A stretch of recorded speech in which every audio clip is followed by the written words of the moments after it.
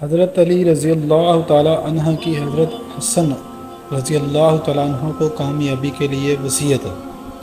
حضرت علی رضی اللہ تعالیٰ عنہ کو اللہ رب العزت نے ایک الگ ہی مرتبے اور مقام سے نوازا تھا، اور آپ رضی اللہ تعالیٰ عنہ کی فہم و فراست کے لیے اللہ کے حبیب سرکار دو جہاں حضرت محمد مصطفیٰ صلی اللہ علیہ وآلہ وسلم نے دعا فرمائی تھی، اور یہ آپ صلی اللہ علیہ وآلہ وسلم کی دعاؤں کی برکت تھی کہ آج بھی شیر خدا کی فہم و فراست کے چرچے پوری دنیا میں ہیں۔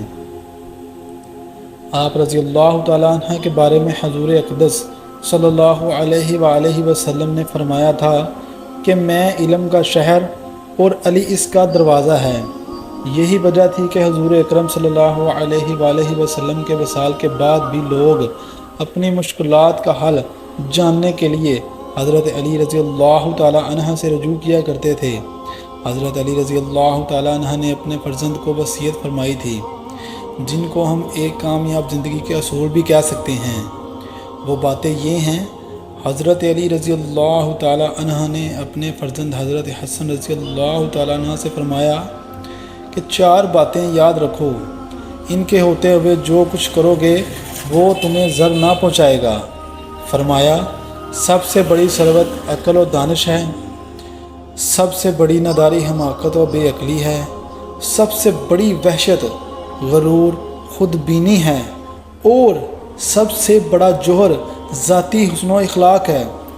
نمبر 1، اے فرزند، بے وقوف سے دوستی نہ کرنا، کیونکہ وہ تمہیں فائدہ پہنچانا چاہے گا تو نقصان پہنچائے گا۔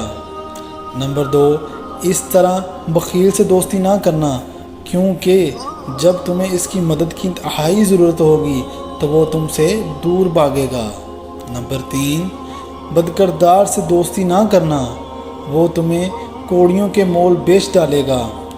اور نمبر 4 پہ جھوٹے سے دوستی نہ کرنا، کیونکہ وہ سیراب کی مانند تمہارے لیے دور کی چیز کو قریب، اور جو چیز تمہارے قریب ہوگی اس کو تمہیں دور کر کے دکھائے گا۔